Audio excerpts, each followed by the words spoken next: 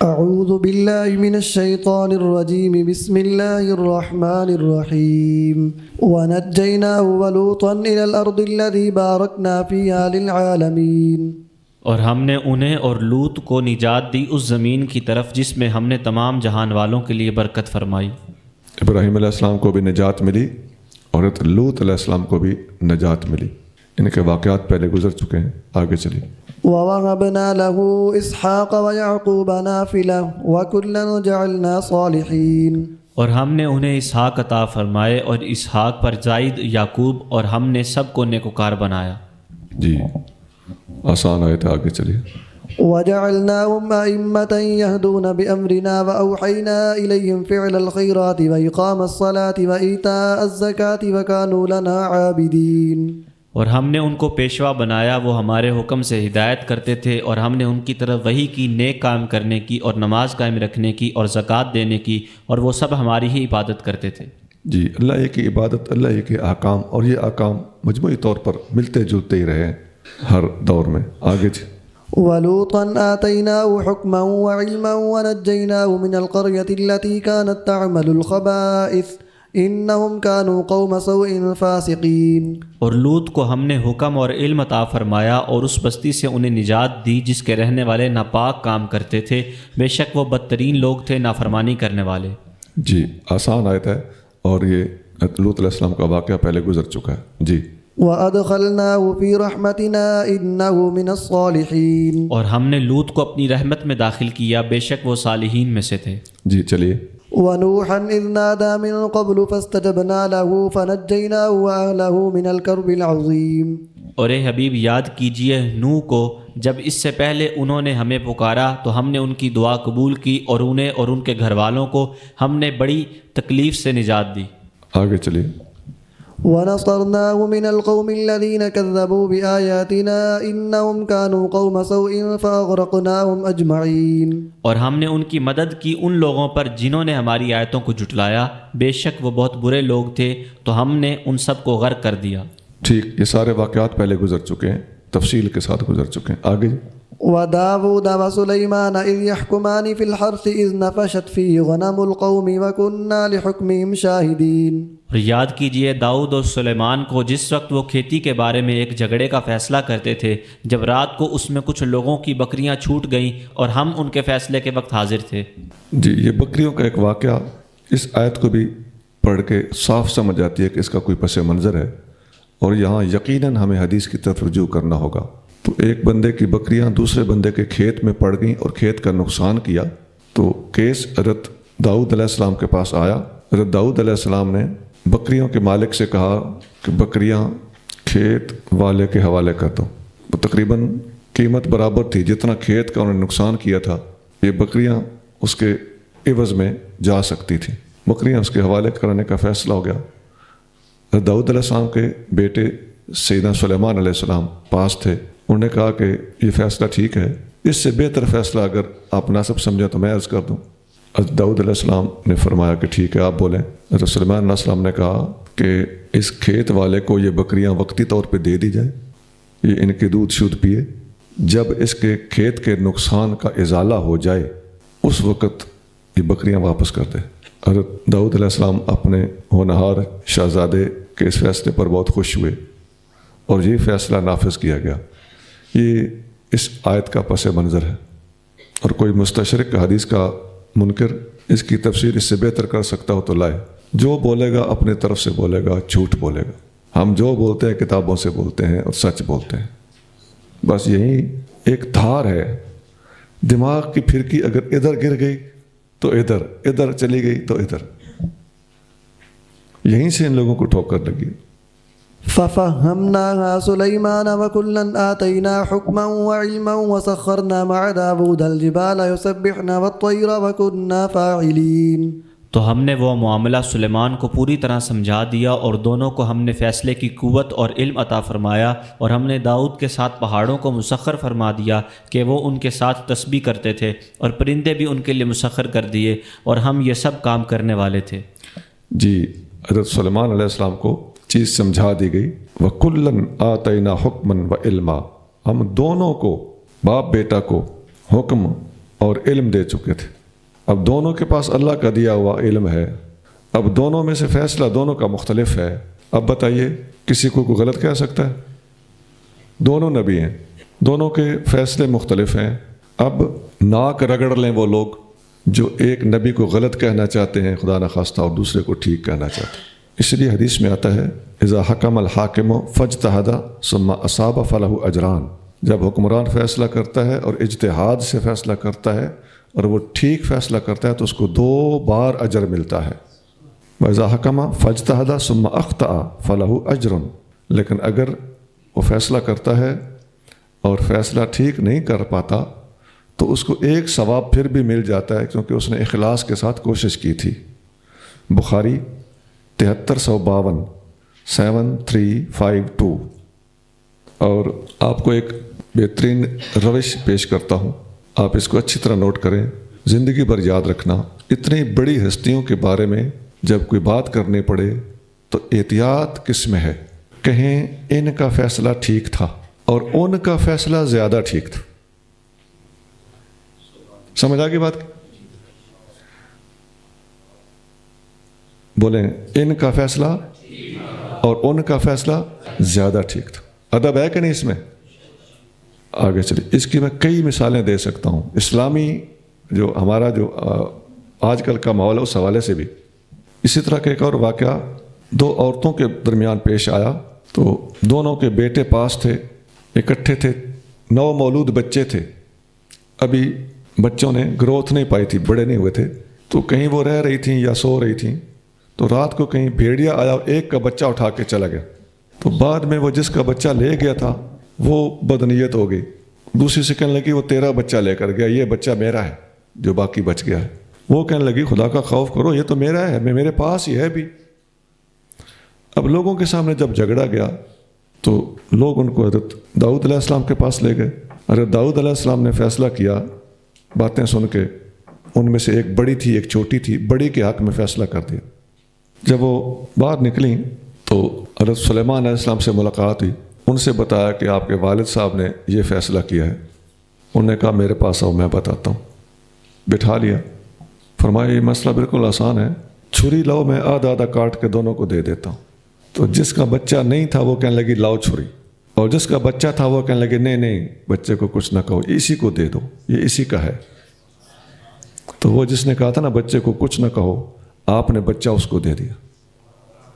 بخاری 3427 3427. یہ اس قسم کے اور بھی کچھ واقعات ہیں. آپ دیکھتے ہوں گے کہ یہ کچھ لوگ ان واقعات کو کہیں اور ہی فٹ کیے ہوئے ہوتے ہیں, کسی اور اللہ کے پیارے کا نام لے کے ان کے کھاتے میں ڈال رہے ہوتے ہیں. وَعَلَّمْنَاهُ صَنْعَةَ لَبُوسٍ لَكُمْ لِتُحْصِنَكُمْ مِنْ بَأْسِكُمْ فَهَلْ أَنْتُمْ شَاكِرُونَ. اور ہم نے داؤد کو تمہارے لیے ایک خاص لباس بنانا سکھایا تاکہ تمہاری لڑائی میں وہ تمہیں بچائے, تو کیا تم ہمارا شکر بجا لاؤ گے؟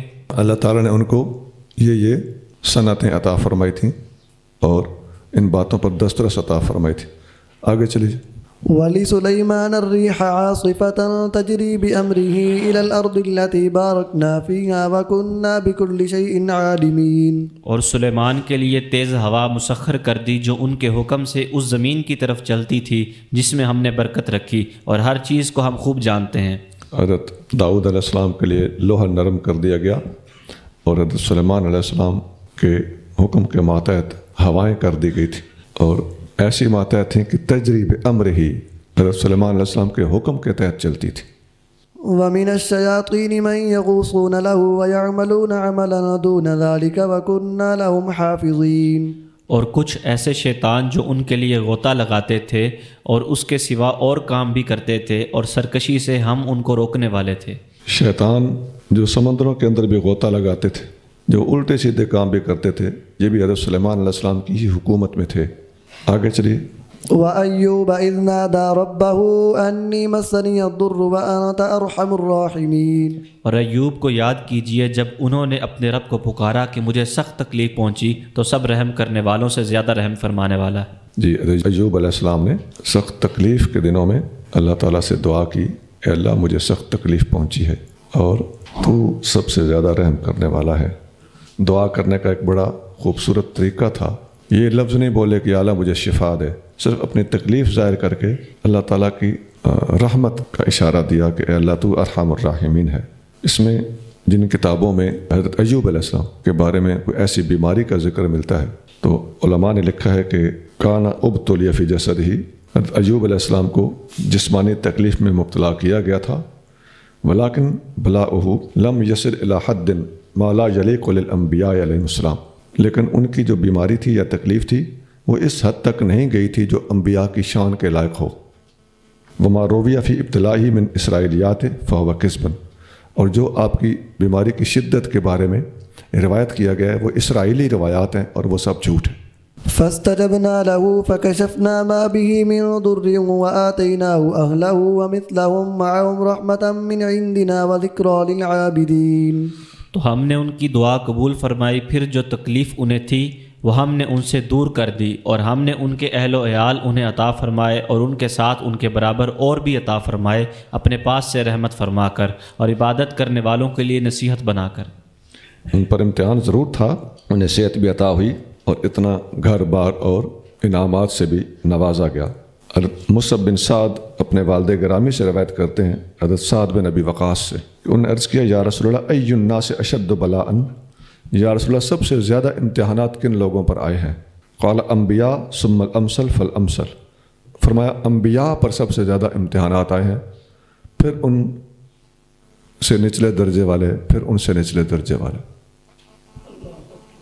ترمذی 2398 2398۔ ایوب علیہ السلام کا ایک واقعہ مفسرین نے یہاں لکھا ہے تو میں بھی آپ کو سنا دیتا ہوں۔ آپ ایک دن غسل فرما رہے تھے تو آپ کے اوپر آ کر ٹڈیاں گرنے لگیں جو سونے کی بنی ہوئی تھی۔ حضرت ایوب علیہ السلام اپنے کپڑے میں ان ٹڈیوں کو اٹھا اٹھا کے رکھنے لگے۔ اللہ تعالیٰ نے ندا دی فناداہ ربہ یا ایوب، اللہ نے آواز دی کہ اے ایوب علیہ السلام الم اکن اغنیتک اما ترا، کیا میں نے آپ کو پہلے غنی نہیں کر دیا ان چیزوں سے؟ آپ کے پاس دولت پہلے کوئی کم ہے کہ آپ یہ ٹڈیاں جمع کرنا شروع ہو گئے؟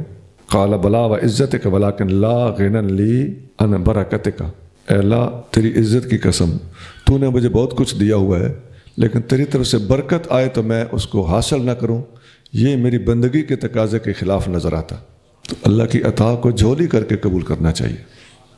میں اس لیے ایسا کر رہا ہوں ورنہ مجھے ان کی کوئی حاجت نہیں۔ بخاری 279 279۔ وإسماعيل وإدريس وذا الكفل كل من الصابرين، اور یاد کیجئے اسماعیل اور ادریس اور ذوالکفل کو، یہ سب صبر کرنے والوں میں سے ہیں۔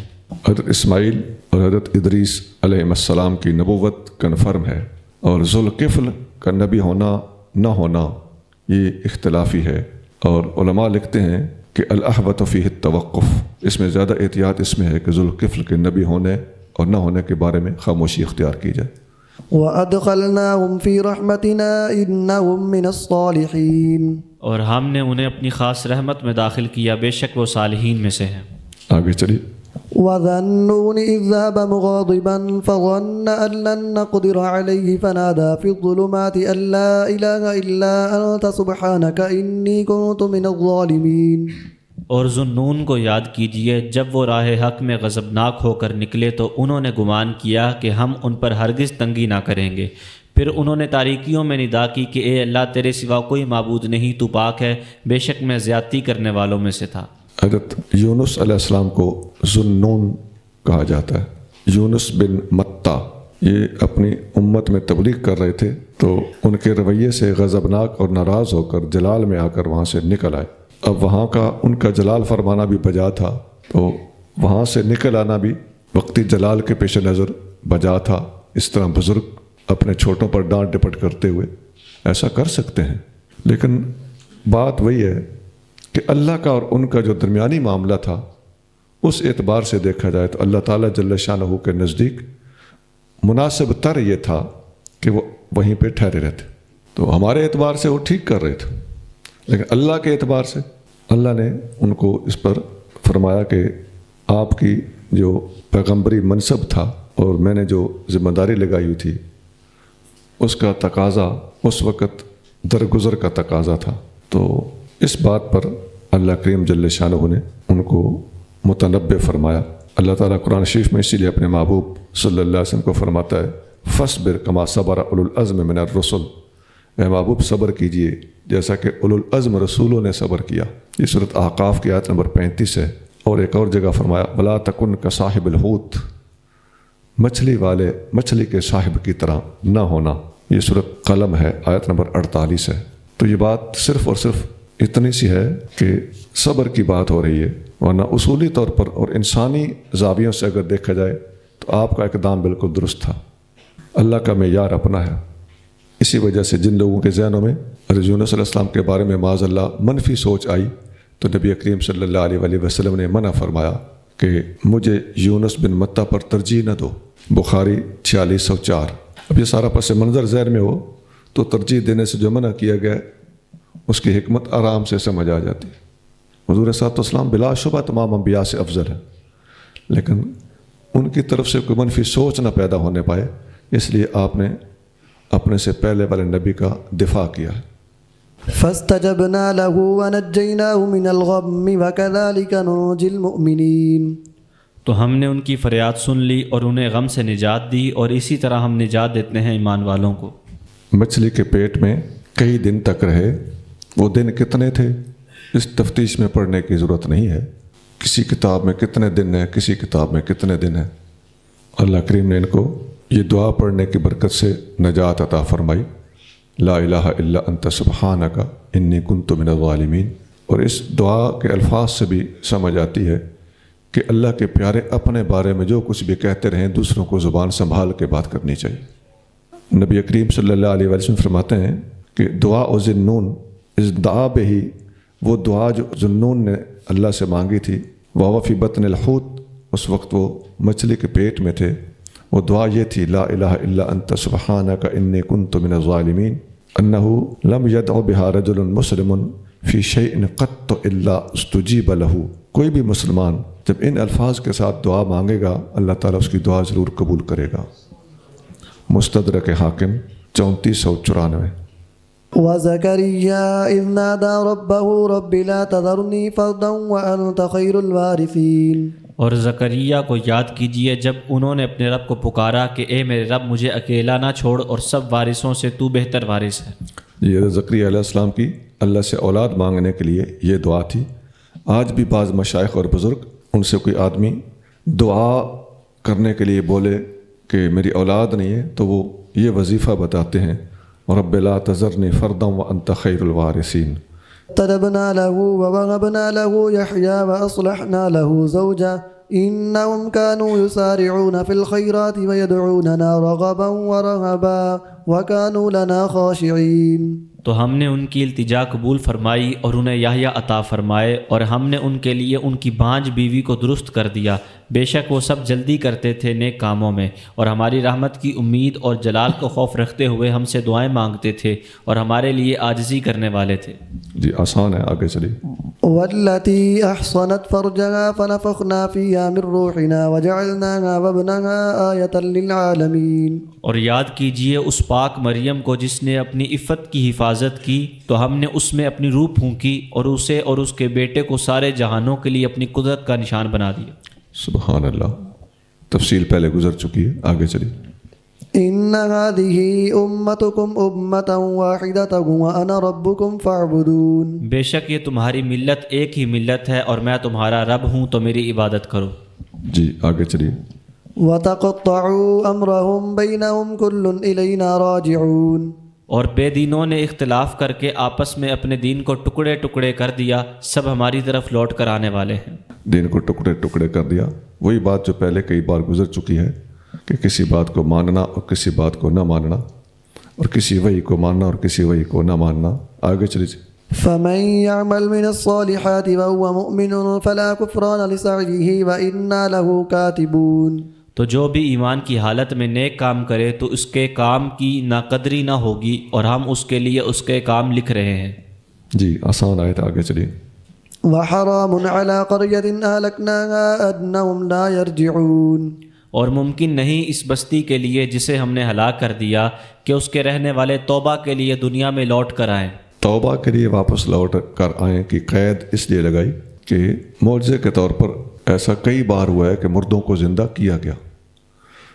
یہاں سے کوئی بندہ یہ استدلال نہ کر سکے کہ جی قرآن میں تو ہے کہ کبھی مردے زندہ ہو ہی نہیں سکتے. یہ جو قیامت کے دن زندہ ہونے کے علاوہ اعجازی طور پر جس طرح کہ حضرت عیسیٰ علیہ السلام وَأُحْيِي الْمَوْتَى بِإِذْنِ اللَّهِ اللہ کے اذن سے مردے زندہ کر دکھاتے تھے. اور بے شمار لوگ حضرت موسیٰ علیہ السلام کے ساتھ کوہ طور پر گئے, ان کو موت آئی, دوبارہ زندہ کیے گئے. تو مردوں کا دنیا میں اس طرح زندہ ہونا ثابت ہے اور قطعیات کے ساتھ ثابت ہے.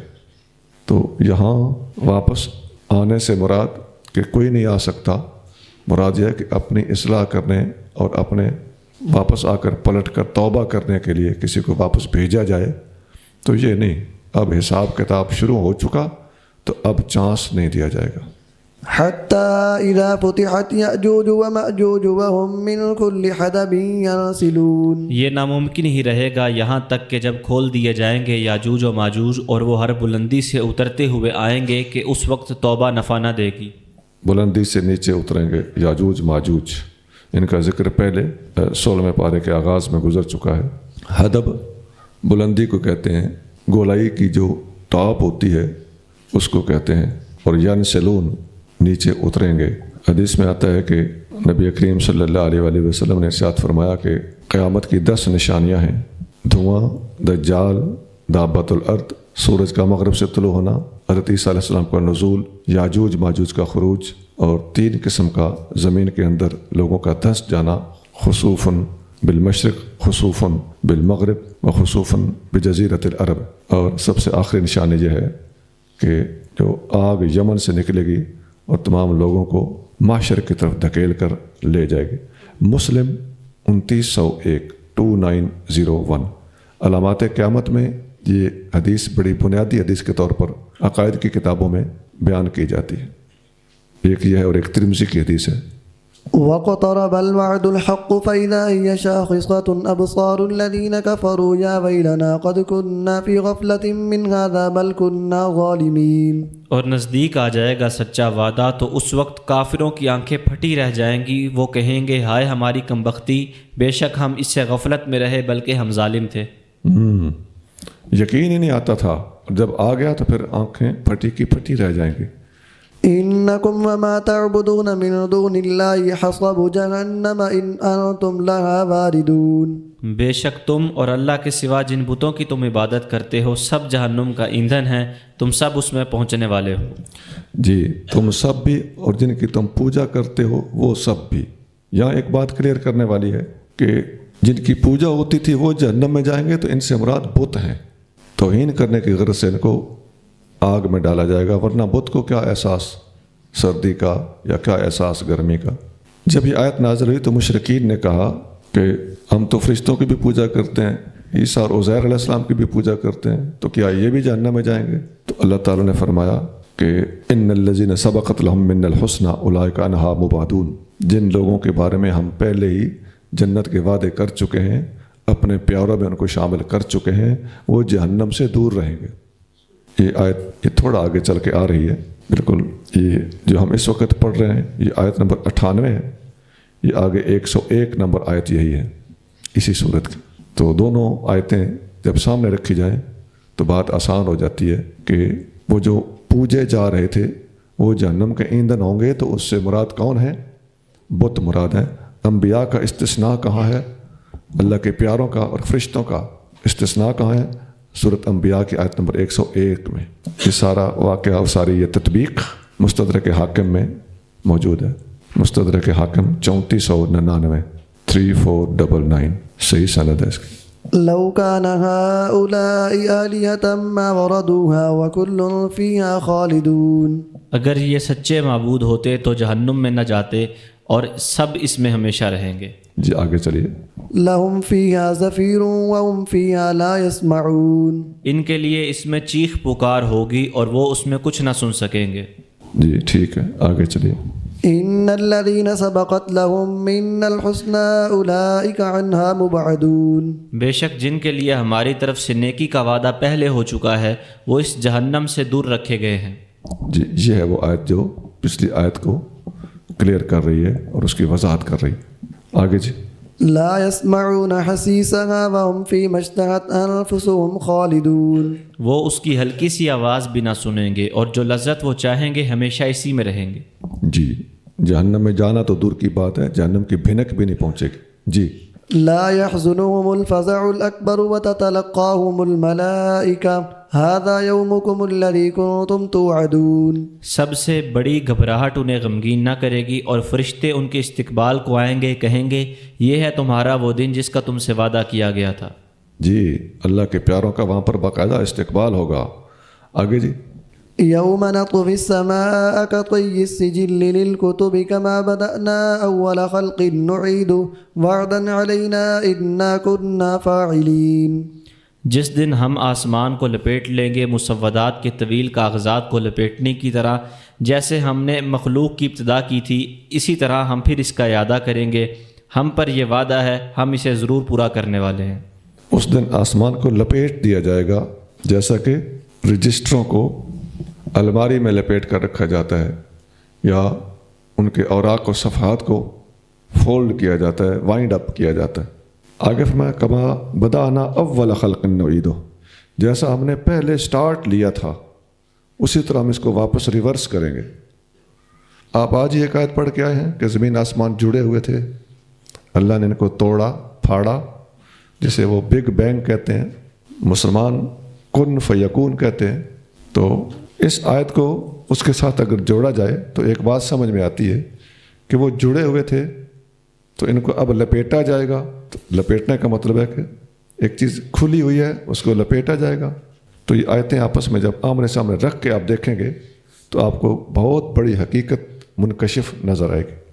وَلَقَدْ كَتَبْنَا فِي الزَّبُورِ مِن بَعْدِ الذِّكْرِ أَنَّ الْأَرْضَ يَرِثُهَا عِبَادِيَ الصَّالِحُونَ. اور بے شک نصیحت کا ذکر کرنے کے بعد ہم نے زبور میں لکھ دیا ہے کہ یقیناً زمین کے وارث میرے نیک بندے ہوں گے. جی زمین کے وارث اللہ کے نیک بندے ہوں گے. آگے جی إِنَّ فِي هَذَا لَبَلَاغًا لِقَوْمٍ عَابِدِينَ. بے شک اس قرآن میں عبادت کرنے والوں کے لیے اصل مقصود تک پہنچانے والی باتیں ہیں. جی اصل مقصود تک پہنچانے والی باتیں قرآن میں موجود ہیں. ان فی ھذا لبلاغن، بلاغ کا معنی منزل مقصود کا آخری کنارہ ہے. یہ بلاغ اور بلوغ کا معنی ہوتا ہے. سبحان اللہ، بہت خوب ترجمہ ہے. وَمَا أَرْسَلْنَاكَ إِلَّا رَحْمَةً لِلْعَالَمِينَ. اور ہم نے نہیں بھیجا آپ کو اے محبوب مگر رحمت سارے جہانوں کے لیے. جی سارے جہانوں کے لیے رحمت بنا کر اور رحمت بھیجا گیا ہے. اس آیت میں نبی کریم صلی اللہ علیہ وآلہ وسلم کی تمام انبیاء پر افضلیت کا بھی ثبوت ہے. اسی آیت میں نبی کریم صلی اللہ علیہ وسلم کے آخری نبی ہونے کا بھی ثبوت ہے. اگرچہ ختم نبوت پر آیت ختم نبوت موجود ہے، لیکن اس ایک آیت کے اندر کئی باتیں مذکور ہیں. ان میں ایک آپ کی تمام انبیاء پر افضلیت، دوسری خاتمیت، اور تیسرے نبی کریم صلی اللہ علیہ وسلم کا سراپا رحمت و شفقت ہونا. اس کی تفسیر میں یہ آیت بلا شبہ پڑھی جا سکتی ہے. لقد جاءکم رسول من انفسکم عزیز علیہ ما عنتم حریص علیکم بالمؤمنین رؤوف الرحیم فإن تولوا فقل حسبی اللہ لا الہ الا ہو علیہ توکلت وہو رب العرش العظیم. یہ سورۃ توبہ کی آخری 2 آیتیں ہیں. یہ جو الفاظ ہیں حریص علیکم بالمؤمنین رؤوف الرحیم، یہ رحمت للعالمین کی بہترین تفسیر ہے، قرآن کے اندر ہی موجود ہے. حضرت ابو ہریرہ رضی اللہ تعالیٰ عنہ فرماتے ہیں کہ نبی کریم صلی اللہ علیہ وسلم سے عرض کیا گیا ادعوا علی المشرکین، یا رسول اللہ مشرکین کے خلاف دعا کیجیے. قال انی لم ابعث لعانا وانما بعثت رحمتا، مجھے لعنتیں بھیجنے والا بنا کر نہیں بھیجا گیا بلکہ مجھے رحمت بنا کر بھیجا گیا ہے. مسلم 2599 2599. عن ابی ہریرہ رضی اللہ عنہ قال قال رسول اللہ صلی اللہ علیہ وآلہ وسلم یا ایھا الناس انما انا رحمت مہدات، اے لوگو میں رحمت ہوں جو اللہ کی طرف سے تحفہ ہے، اللہ کا رحمت والا تحفہ ہوں. مستدرک حاکم حدیث نمبر 100 سند صحیح ہے. اور ایک اور حدیث میں آتا ہے نبی کریم صلی اللہ علیہ وسلم نے ایک دن دعا کی کہ اے اللہ میں اگر جلال میں آ کر کبھی اپنے کسی امتی کو ڈانٹ ڈپٹ کروں یا لعنت بھیجوں، ایما رجل من امتی سببتہ سبتن او لعنتہ لعنتن فی غضبی انما انا من ولد آدم اغضب کما یغضبون وانما بعثتنی رحمتا للعالمین فجعلها علیہم صلاۃ یوم القیامت۔ اے اللہ تو نے مجھے رحمت للعالمین بنا کر بھیجا ہے، میری ان کے خلاف لعنت اور ان کو ڈانٹ ڈپٹ کو قیامت کے دن ان کے حق میں رحمت بنا دینا۔ ابو داؤد 4659 4659۔ یہ حدیث مجھے یاد آتا ہے کہ ایک اور کتاب کے حوالے سے اس سے پہلے میں آپ کو لکھا بھی چکا ہوں، اور یہ حدیث بھی پہلے گزر چکی ہے کہ طائف سے واپسی پر پہاڑوں کے فرشتے نے آپ سے عرض کیا تھا کہ اگر آپ حکم دیں تو میں یہ پہاڑ ان کے اوپر پلٹ دوں، لیکن آپ علیہ الصلوۃ والسلام نے فرمایا تھا ارجو ان یخرج اللہ من اصلابہم من یعبد اللہ وحدہ لا یشرک بہ شیئا۔ میں امید رکھتا ہوں کہ اللہ تعالیٰ ان کی اولادوں میں سے ایسے بندے پیدا کرے گا جو اللہ واحد لا شریک کی عبادت کرتے ہوں گے اور اس کے ساتھ کسی کو شریک نہیں ٹھہراتے ہوں گے۔ تو آپ نے ان کے اوپر پہاڑ گرانے سے منع کر دیا۔ بخاری 32 32 یہ ساری باتیں آپ کی رحمت للعالمین کی وضاحت کرتی ہیں۔ قل انما يوحى الي انما الهكم اله واحد فهل انتم مسلمون۔ فرما دیجئے میری طرف تو یہی وحی کی جاتی ہے کہ تمہارا معبود صرف ایک معبود اللہ ہے، تو کیا تم اسلام قبول کرتے ہو؟ آسان آیت ہے جی، آگے چلیے۔ فإن تولوا فقل آذنتكم على سواء وإن أدري أقريب أم بعيد ما توعدون۔ پھر اگر وہ منہ پھیریں تو آپ فرما دیں میں نے تمہیں خبردار کر دیا برابری پر، اور میں نہیں جانتا کہ تم سے جو وعدہ کیا گیا وہ نزدیک ہے یا دور۔ جی آسان ہے، آگے چلیے۔ إنه يعلم الجهر من القول ويعلم ما تكتمون۔ بے شک وہ اللہ جانتا ہے بلند آواز کی باتوں کو اور جانتا ہے جو تم چھپاتے ہو۔ بے شک، آگے چلیے۔ وإن أدري لعله فتنة لكم ومتاع إلى حين۔ اور میں نہیں جانتا کہ اس ڈھیل میں شاید تمہاری آزمائش ہو اور ایک وقت معین تک تمہیں فائدہ پہنچانا مقصود ہو۔ اس ڈھیل میں ہو سکتا ہے تمہارا فائدہ بھی ہو۔ آگے چلیے۔ قال رب احكم بالحق وربنا الرحمن المستعان على ما تصفون۔ اللہ کے رسول نے عرض کی اے میرے رب حق کے ساتھ فیصلہ فرما دے، اور اے کافرو ہمارا رب رحمان ہے، اسی سے مدد طلب کی جاتی ہے ان باتوں پر جو تم بیان کرتے ہو۔ ربنا الرحمن، ہمارا رب رحمان ہے، المستعان جس سے مدد مانگی جاتی ہے، علی ما تصفون وہ باتیں جو تم بناتے ہو، یہ جو الزامات، جھگڑے، اعتراضات اور اول فول تم بولتے ہو، ان کے مقابلے پر ہم اللہ سے مدد مانگتے ہیں۔ سبحان ربک رب العزت عما یصفون وسلام علی المرسلین والحمد للہ رب العالمین۔